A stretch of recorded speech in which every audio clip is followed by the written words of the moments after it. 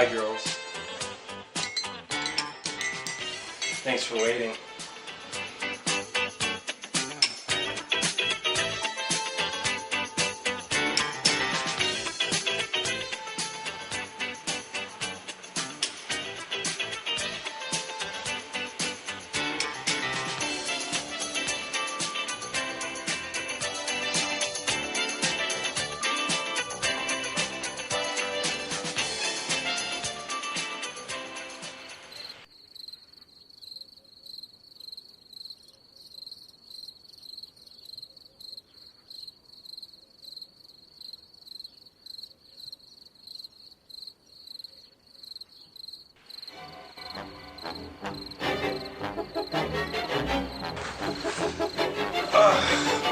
Blended with the ending of this movie bridges the gap in between the ending of the classics and what I call the Jarvis trilogy, entering in the long saga of Jason basically being an unstoppable zombie. Not that he was that easy to stop before, but let's take a brief overview and a look at the plot, and I'll be right with you. Okay, let's take a look. It's the mid-'80s. Nintendo's on the rise, Cabbage Patch Kids are making their way onto the scene, big hair rock bands are in, and of course, the height of the slash era. Seemingly fitting to end the series at its peak, but no, this was just the beginning of a whole new era for the Friday series. Although I'm just addressing the fourth installment here, this is the first part of what I call the Jarvis trilogy. This trilogy spans from 84 to 86. Although the timeline is a little all over the place, but honestly, like I said before, it's a mess. Tommy going from his first encounter as a boy to a mental facility, which didn't involve Jason at all, and finally, him basically causing all the problems in part 6, but we'll get to that. So, part 4, well, we get another recap. God. You think that would be enough already? They do this in part 2 and part 3, and by part 4, it's like they're trying to hammer the whole story back at you. We get it. The fact that we're watching this, especially being the fourth freaking installment, we have an idea of what happened before. It's not like it requires history. It's a slasher. The last few months is when all this went down. It's not national news. I have no idea. Nonetheless, let's do a recap, and can we just move on? This should be called Friday 4, the final recap. So Jason is dead, or down for now after the third. Why a helicopter is on the scene is beyond me. Why is that required? And why have that available in this location? Anyways, see that one car? It's a hearse. I just wanted to talk about the hearse for a moment. The hearse is the same car that's in the Ghostbusters, the one that they use. This always stood out for me. The Ghostbusters car made sense, a funny way of transporting the dead. Makes sense, right? In an ironic way, I suppose. But what's the point of it here? Are they skipping the autopsy and going straight for the funeral? That's a mighty fast organized procession. Some kids rent out a cottage beside the Jarvis place. Man, there sure are a lot of homes up near there, and nobody knows each other or their neighbors being killed off.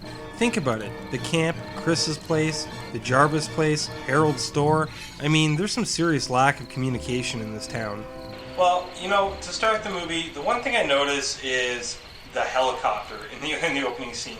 I mean, why is it focused on the cars? They do have lights, and for one thing, it kind of perplexes me as to how a small town like that even has a helicopter going. Like, it's bizarre, and it just doesn't fit the scene. Jason's ushered to the morgue, and then you see this one part where the parents are crying, like right here. And it's the only time where I actually hate Jason for what he's done. It kind of put a realistic impact, like the realistic impact that he would actually have on families and how devastating this would be to be killed by a murderous hockey mask wearing whatever. But the bright spot of the hospital is Axel. Axel is absolutely hilarious. He is such a horn dog. I mean, between him, not between him, but watching like the 80s workout thing. I mean, how desperate can you be? That's as softcore as I can think of. And he makes like necrophilic comments to, I guess, what do you call them, the body pusher, whatever. Anyways, people that pick up and bring the bodies to the morgue. And another thing I'd like to know is, do all nurses just wear underwear under their nurse uniform? I'd like to know, because that's fascinating, and if so, I should have pursued like biology or gone into the whatever. But anyways, the underwear is pretty cool. Anyways, one thing too about that nurse is she's hilarious too, because when she gets sick of Axel, she gets in this little dispute with him. She goes into the inventory area and she's like counting, but she's counting so intensely. Like, just watch the way she's counting. It's, you know, it's like me getting ready to go for a sleepover at somebody's house, and I was like counting socks or something that I needed for my trip there. Like, how ridiculous would that be? And Jason gets this like brilliant stroke of luck with Axel not closing the freezer. I wonder how many times that happens. Like, you've been doing this job for, I'm assuming, years, because he knows people and whatever. And he doesn't close the freezer. Like, you think the one guy you'd want to close the freezer on and make sure it's locked is this guy, but I guess at this point they don't know he can back the life. I don't really know. And okay, this part here. What do you think? I think you're getting horny. Wait, who tells their mom that? Like, you're like, hey mom, all you need to do is get a little pop pop and you'll be okay. You know, that'll settle you down. That'll cool the fire in your loins. Who says that to their mother? Fuck man. Like, what? Anyways, what else are anyways, so like, get real. Who says that? But anyways, so Tommy's sitting down like a little freak in this mask, and yes, I know this has been brought up by other channels or whatever, but I think he's playing one of the earlier Commodore 64s. So, for some of my younger audience that doesn't really or isn't familiar with the Commodore 64 in this era of the 80s, let me explain. The Commodore 64, also known as the C64, the C-64, or the C=64, whatever the hell that means, or occasionally the CBM 64 or VIC 64. I think there was also a VIC 20. Anyways, this was an 8-bit home computer system introduced in 1982. I believe it was by Commodore International. It's listed in the Guinness Book of World Records as the highest selling single computer model of all time. Individual estimates putting the numbers sold between 10 and 17 million. I kind of wonder about that. I mean, how do you not account for 7 million? But anyways, that's a little bit of the back history on the Commodore 64. Kind of in between, just before and just after Nintendo. So that's a little history about the Commodore 64. I know it's been covered in other game networks and whatever, AVGN, what have you. But that's a little history on it. And Tommy's got one. Right on. I just bring that up because it kind of like dates the movie, the Commodore 64. That might have been the VIC 20, I'm not really sure. But anyways, the technology is just slightly before my time, but I always just kind of thought it was neat because, like any movie, there's always a couple things, pieces of technology or whatever that date it. I'm going to talk about one more thing later on in the review, or the perspective, that dates it as well. What kids sing songs like this on the way up to a cabin? Like, it's almost like a school retreat, like something that their parents had to sign a permission form just to go on. It's who the fuck sings this? They're like in their 20s, apparently, but at least this group kind of looks young as opposed to the other one. So I'm kind of glad everybody was doomed and dead, except for Crispin Glover. I've always been a big fan of Crispin. Obviously, you know, the dad from Back to the Future, even though he's only in the first one, then they get some guy that looks like him. They did a pretty good job with the makeup.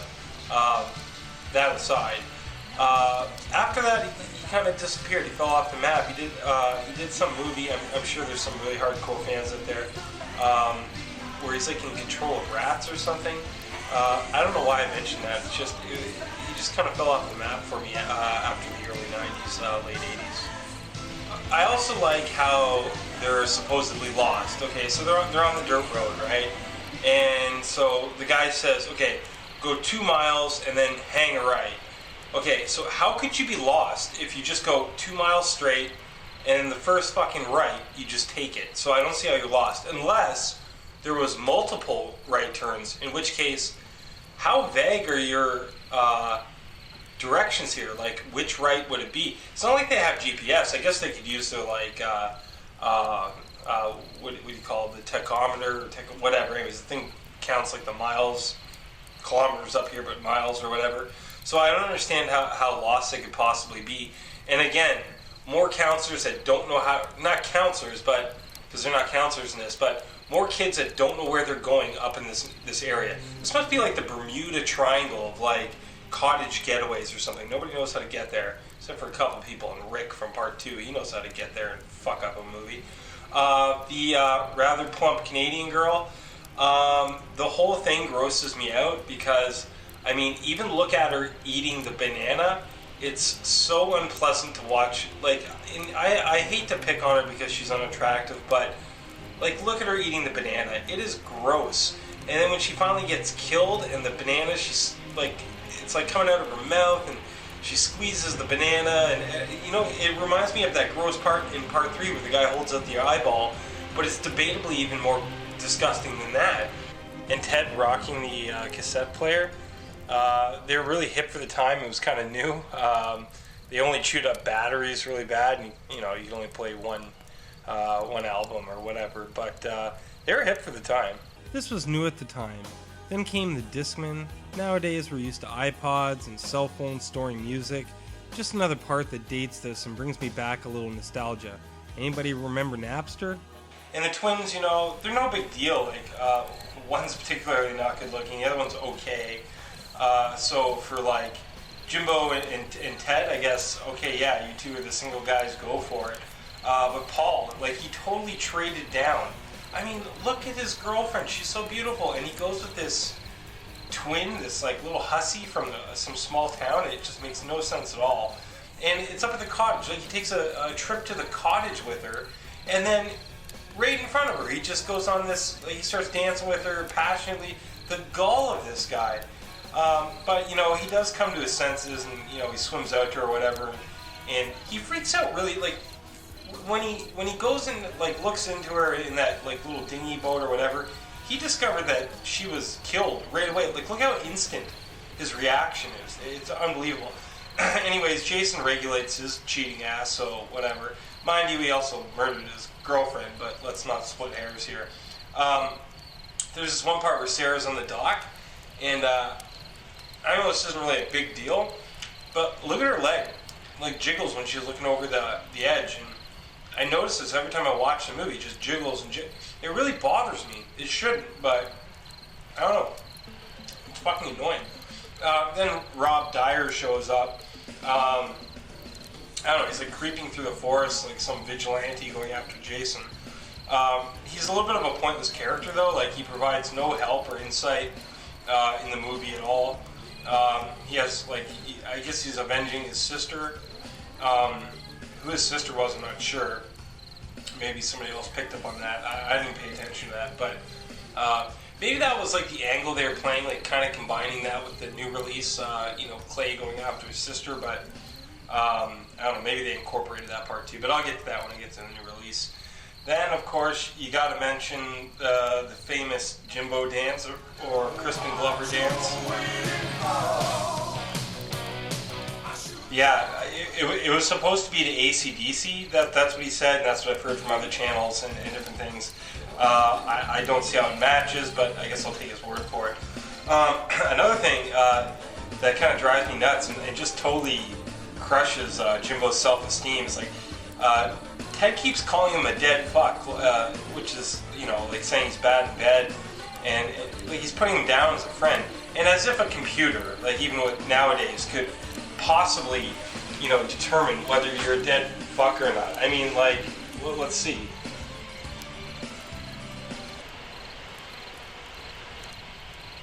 Huh. What do you know? And Sarah, okay, so she's like, you know, holding out on her boyfriend and all this, and then she watches this old porn, and like, did this get her all horned up or something? I mean, she holds out until this starts playing, and what kind of porn is this anyways? Like, help? Help? What the hell, what is this, like rape porn? Like, this is terrible, and it was like made in the 20s, so, holy shit, tap, and I don't know, and who keeps that at their cottage anyways? Like old reels of bizarre softcore 20s, like, I don't know, man. Like, typically up at cottages, don't you see like Trivial Pursuit and like some chessboards, and anyways, so I can't explain that or reason out why they would have that there. And the mom. Where's Trish? Zach, where the hell are you? Anybody notice how ridiculous this question is? Like, okay, so she doesn't know where Tommy is, or her daughter, or Trish, or I guess maybe if Rob's there or whatever. But what do you mean, where the hell are you? Don't you know where you are?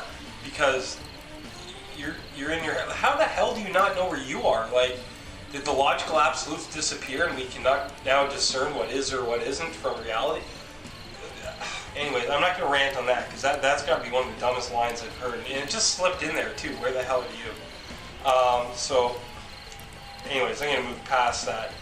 So Jimbo's in bed with one of the twins, and he starts asking her, like, you know, how was I? Was I dead fuck or whatever?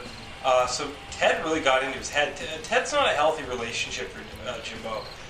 Like, you got some, man. Like, just leave it alone. Leave it at that. You did well. And not only that, go easy on the over-aggressive kissing after this. Does anybody notice how aggressive he is with that kissing? Like, slow down, you know? And how fast did... So, Jimbo gets nixed, but how fast did Jason get to that window to get one of the twins? Because, like, he nails him with the corkscrew, and then he gets him with the butcher knife to the forehead. Pretty cool shit. And then, like, 10 seconds later, he's outside the window, which is incredible. So apparently he's like Spider-Man as well. And he throws her out the window. Mind you, pretty cool when she hits the car. I don't know if hitting that car, if it would have insurance, like liability or anything like that. But anyways, nonetheless, that was pretty cool. So Rob's out for revenge, and this is for his sister, whatever. Maybe there was some odd connection made in the new one where kind of Clay's going after his Jason, or searching for, anyways. I don't know what the relevancy of it is. Maybe I missed something. I'm not sure. But then Trish says this weird thing when Rob's like, Jason's body is missing from the morgue. She's like, it was stolen. Like, are you out of your mind? Who the hell could walk into a hospital, go into the morgue, remove the body, put it on a gurney, walk it out, and put it in a cab or your car? And nobody noticed. What the fuck are you talking about, Trish? So Trish is whatever. Anyways, and then Rob trying to fight Jason here.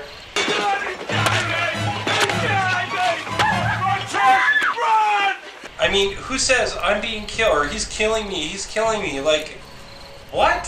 Who says that? That's like, you're in traffic and you're like, I'm about to get hit by a car. Bam! I got hit by a car. Anyways, so that was stupid. I love the axe throw by Jason. It's like a perfect dead-on shot to Sarah, which, good. She annoyed me the whole time, that leg jiggling prude, whatever. So whatever. But it also raises, the idea, does he have X-ray vision or something? Because, I mean, to spot that or to get that shot right through the door, right into her chest, that's incredible. That's... Either he has incredible anticipation, or anyways, he must have gone to the Princeton School of Slashers or something like that.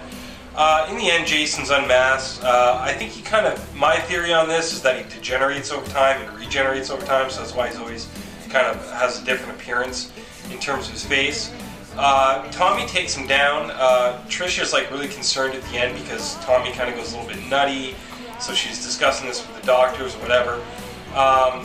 But whatever happened to Trish afterwards, in 5 and 6, did they mention her? Where'd she go? Why is she not still around Tommy?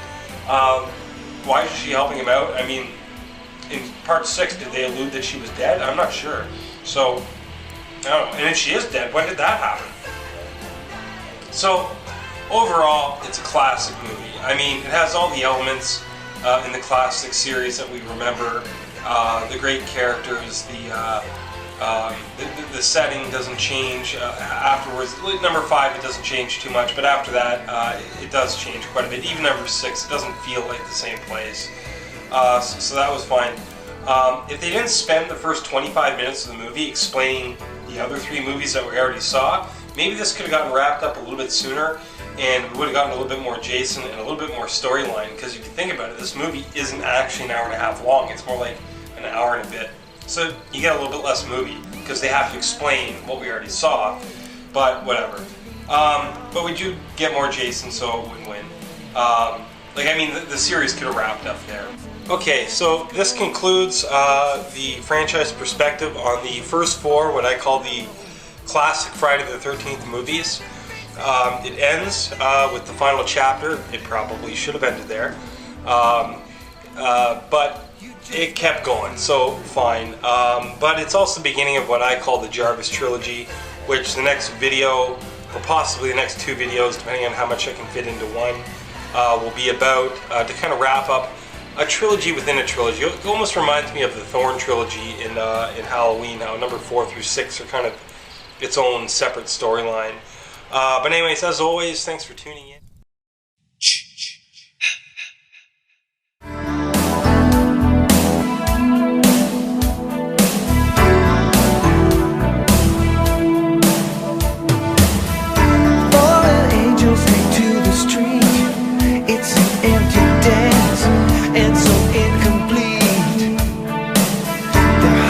Voices whisper the cry.